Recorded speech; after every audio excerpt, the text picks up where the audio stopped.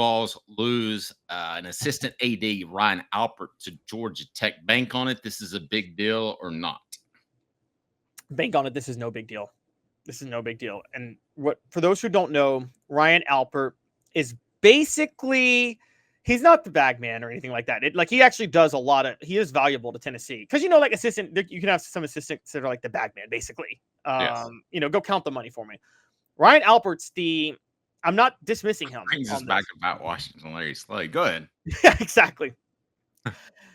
I'm not dismissing Ryan Alpert's value to Tennessee. For those who don't know, Ryan Alpert is the spearheader of the finances and the marketing and promotion on projects. So basically, he was the guy behind the Neyland Entertainment District, the guy behind the Neyland Stadium renovations that are happening. He was the one behind the Lindsey Nelson Stadium renovations that are happening, that are huge for Tennessee baseball. That's what he is. He focuses on those type of things to draw people in. Whether or not you agree with it with Neyland Entertainment District, I think we still all agree that some would be a success. Here's why. I will tell you, though, and I meant to bring this up to you. I've gotten a lot of feedback from people that are afraid it's going to turn into some sort of architectural blight on the river. That it will. After it's shiny and new, that it could be down the road in a half decade or so. I feel like it will, and I have a problem with that too. But part of being the marketing person is you constantly think ahead of the curve. So when something's outdated, you solicit funds and get another project going, right? Yeah. And I mean, that's just kind of how, look at NFL teams. How many times do they build new stadiums after it's new? And I mean, heck, Dallas, Jerry World was supposed to be this big thing. It's old and outdated now. And so doesn't it seem odd that he gets this built and then leaves? If it doesn't work out, he's going to be at Georgia Tech and perhaps an athletic director at another school and being successful, and he plopped a big building on Tennessee's river. That's life. That's life. I mean, so, a lot of people out and leave after they screw something up, and they're not there to take the blame for it. I mean, Urban Meyer up and left Florida and left Will Muschamp to clean up the biggest mess in the world when Muschamp got there. I mean, that's just how things work.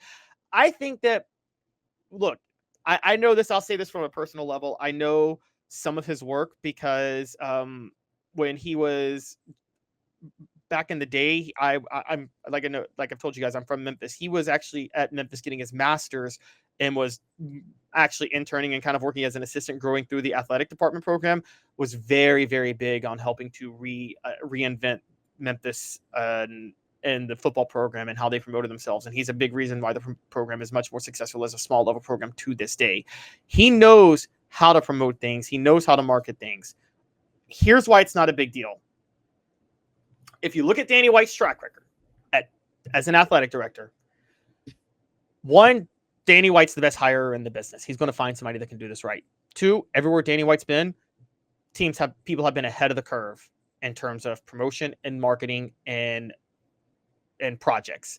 Danny White created at UCF, they created, Dave, a lazy pool in a swimming area for fans who want to go to the football game. You can literally go swimming like during the game and watch the game now. Like, Danny White is so ahead of the curve on this stuff, and it doesn't matter it doesn't matter who the marketing director is now, or who his deputy AD is. Now, I don't think he's really involved in that. I think Danny White likes to do the hiring. He focuses on the hiring and embracing traditions and knowing when to be ahead of the curve on things.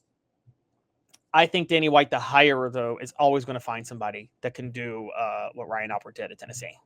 I tend to agree with that. I think it's more White, and I think he'll be okay. I just when I look at the Neyland Entertainment District, I have been surprised recently, and perhaps it came up by Alpert leaving and that being the news, but some people who have mentioned they're not excited about the Neyland Entertainment District. Let's ask that as a poll question.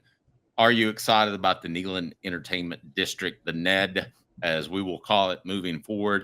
I mean, I guess essentially there's nothing like that in the country. I mean, it's a pretty aggressive move. I mean, it's not starting your own streaming show and website, but it's a pretty aggressive move. Yeah, no, it is. It's very much an aggressive move. And let me say, I'm going to say, yes, it's going to be lit, or No architectural Blight. eyesore. All right. Dylan says, I just wish he'd stop trying to create his own Dannyland. That's cool at UCF where they don't have the deep tradition, but here it'll just look tacky in less than 5 years. I got to be honest with you. I'm Dylan on this.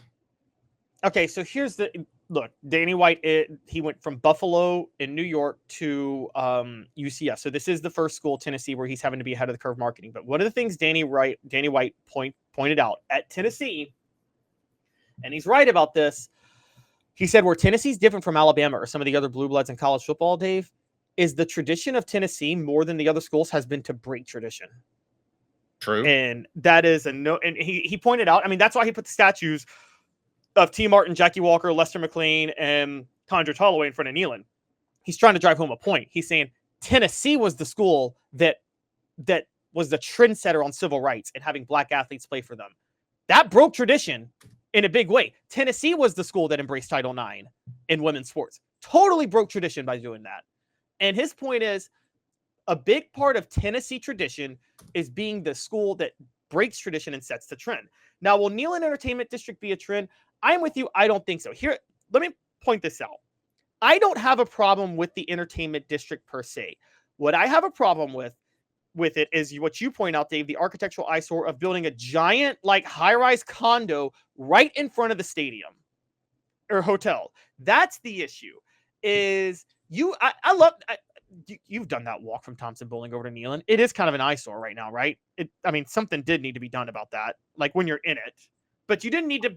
I would have been cool with just like an open market's not the right way to say it. Timothy says, and thanks for the super chat, that goes to Quincy Calhoun's college fund as long as the hotel isn't expensive. Oh, it's going to be expensive. Oh, yeah. See, and Adam says it right. Adam says I could roll with the shopping. The hotel doesn't make any sense. The hotel makes sense. It doesn't make sense where it is. I don't like where the hotel is. And I am with you guys on that. Now, I will say this. Neyland facing the river is great. It's beautiful. And I don't like that it's going to be obstructed. Thompson-Boling, one of the things you can't get around, Dave, is that Thompson-Boling's an eyesore no matter what. Yes. It's just an ugly building. It's a hideous looking building on the outside. It's a copy of Rupp. I don't know if you've been to Lexington, but they essentially just copied Rupp. Oh, I did not know that. I know they had Rupp in mind when they built it. They've always tried to make sure it had more seats than Rupp. Funny enough. Maybe copy's a little strong, but you definitely get the feeling when you go to Rupp that it's a lot like Thompson-Boling Arena or vice versa. Yeah, I could see that. I could absolutely see that. And so when you think about that, the concept of the Neyland Entertainment District wasn't the problem. The only problem is that the hotel is going to obstruct the view from Neyland when you're crossing the river. And I don't like that. I think you shouldn't do that. That's a tradition you should keep. But having something there from Thompson-Boling over down to Neyland and having a bunch of people packed into that area, I think that's actually kind of cool. I think that's actually pretty epic. I just don't like Neyland being obstructed by the hotel. And yeah, there's a little time. I don't think they've broken ground on it yet. So maybe they'll change that. I don't think so. I would have preferred like an open air market with no high rise, and an opportunity to have anticipation type of drills. Yeah, I don't know. Maybe I'm not as big time as Alpert and Danny White, but it seems to me to be a little bit too much. Dylan says, can't wait to go to the Pilot Casino in the quick trip floor of the Chester Cheetos Hotel in the Neyland Entertainment District, brought to you by Netflix.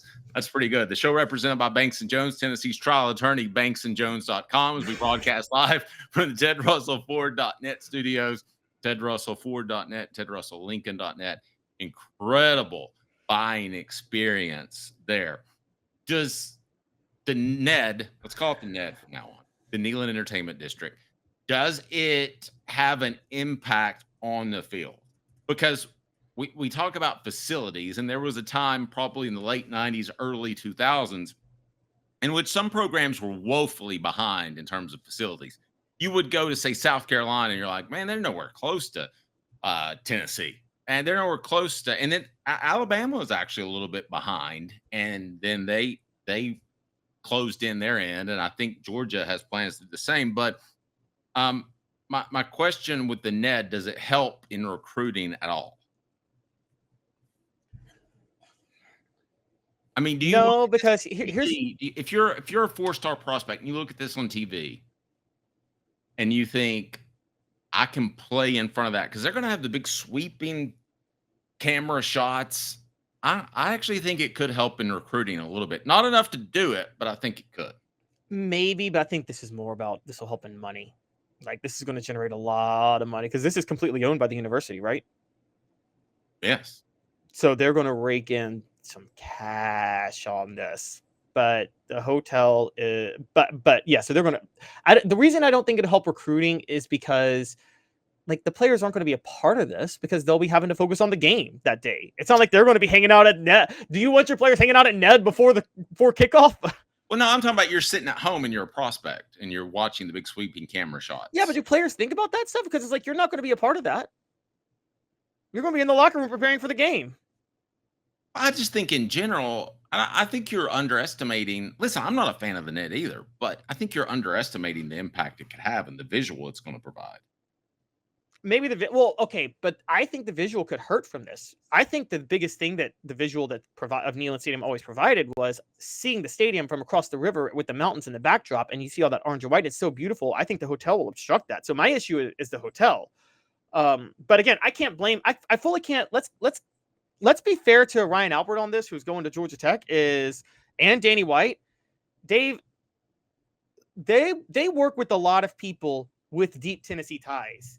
If those people with the ties, the boosters or whoever, and the people in the administration wanted to, they could have explained to them more about the tradition and the importance of Neyland facing the river. So this didn't just get Danny White. You don't expect to know that because this is his 5th year as athletic director, whatever. You expect some boosters with deep ties to know that. I think there's some people involved that saw dollar signs and didn't mind it going up right there. I have no reason to believe that Ryan Alpert or Danny White are adherent to Tennessee's traditions that they have on campus.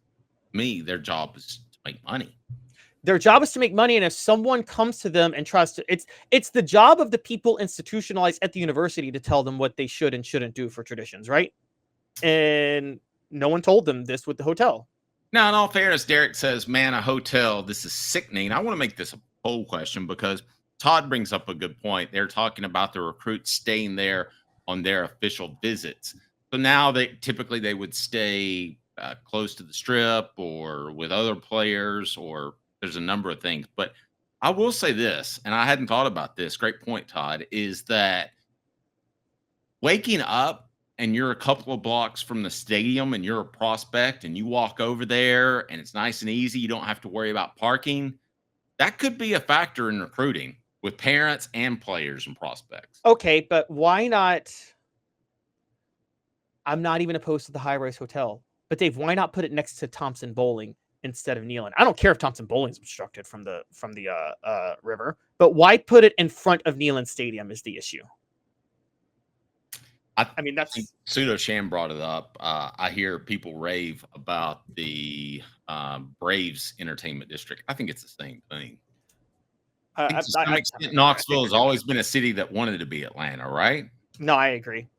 All right, so let me ask you this. Let's do it from the perspective of the other side, from a bank on it perspective. Bank on it, did Georgia Tech make the right hire? Or is Ryan Alpert just a money guy?